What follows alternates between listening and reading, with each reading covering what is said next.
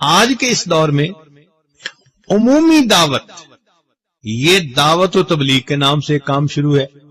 حضرت مولانا الیاس رحمت اللہ علیہ کو اللہ رب العزت نے کام کی ایک ترتیب سجھا دی آج کے زمانے کے طور پر، چنانچہ سے روزہ اور چلہ اور 3 چلے اور 9 مہینے 7 مہینے سال، یہ ایک ترتیب اللہ نے ان پر کھول دی جس میں اللہ نے برکت ڈال دی۔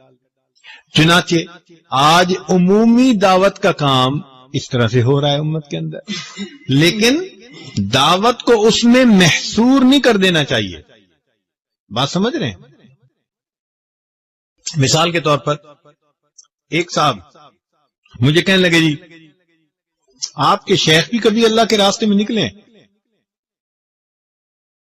میں نے کہا بھائی وہ تو ہر وقت ہی سفر کرتے رہتے ہیں، ان کا تو گھر کا قیام تھوڑا اور باہر کا سفر زیادہ۔ نہیں میں پوچھ رہا ہوں اللہ کے راستے میں کبھی نکلے ہیں؟ میں نے پوچھا اللہ کے راستے سے کیا مراد لے رہے ہو؟ کہنے لگا یہ جو جماعت کی ترتیب ہے تو یہ غلطی ہے، کیونکہ حدیث پاک میں نبی اسلام نے ارشاد فرمایا من خرج فی طلب العلم، جو شخص علم کی طلب میں گھر سے نکلتا ہے فہو فی سبیل اللہ، وہ اللہ کے راستے میں ہوتا ہے۔ تو جب اللہ کے حبیب فرما رہے ہیں کہ جو طالب علم گھر سے علم طلب کرنے کے لیے نکلتا ہے وہ اللہ کے راستے میں ہوتا ہے، تو اس کو پھر جماعت کی ترتیب کے اندر محصور کر دینا یہ پھر غلطی ہے۔ یہ اکابر کی غلطی نہیں، یہ اس بندے کی غلطی ہے۔ تو یہ نئے ٹوٹرو ہوتے ہیں نا، رنگ روٹ، پھر اس قسم کی باتیں وہ کرتے ہیں کہ وہ سمجھتے ہیں کہ بس اس ترتیب سے کام کرو گے تو یہ اللہ کا راستہ۔ میں نے اس سے ایک سوال پوچھا، میں نے کہا کہ بھئی یہ بتاؤ کہ آپ جو سمجھ رہے ہو کہ جو ترتیب حضرت مولانا الیاس رحمت اللہ علیہ کے اوپر اللہ نے کھولی یہ اللہ کا راستہ ہے، تو پھر نبی علیہ الصلوۃ والسلام سے لے کر مولانا الیاس رحمت اللہ علیہ تک کے درمیان کے حصے میں لوگ اللہ کے راستے میں نہیں نکلا کرتے تھے؟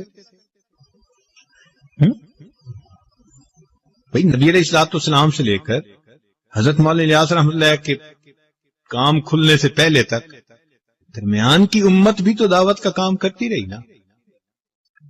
تو پھر اگر اللہ کا راستہ اسی پر ہم لگا دیں گے تو پھر درمیان کے لوگ کدھر گئے؟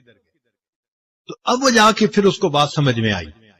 تو پھر میں نے کہا بھئی دعوت کے انداز ہوتے ہیں، صبح کو جو عالم فجر میں مسجد میں بیٹھ کے درس قرآن دیتا ہے وہ بھی دعوت کا کام ہے، جو شام کو درس حدیث دیتا ہے وہ بھی دعوت کا کام ہے، جو امت کے واعظ جمعہ پڑھا رہے ہیں بیانات کر رہے ہیں یہ بھی دعوت کا کام ہے، جو مشائخ لوگوں کو اللہ کی طرف بلاتے ہیں یہ بھی دعوت کا کام ہے۔ یہ انداز ہے مختلف، اس کو محصور نہیں کر لینا چاہیے۔ ہاں یہ ضرور کہنا چاہیے کہ عمومی دعوت کا کام اللہ رب العزت نے اس وقت جماعت کے ذریعے سے لیا ہے، اور ان کے لیے دعوت یعنی اس کے لیے خود بھی دعا کرنی چاہیے اور جتنا بھی ان کے تعاون ہو وہ کرنا چاہیے۔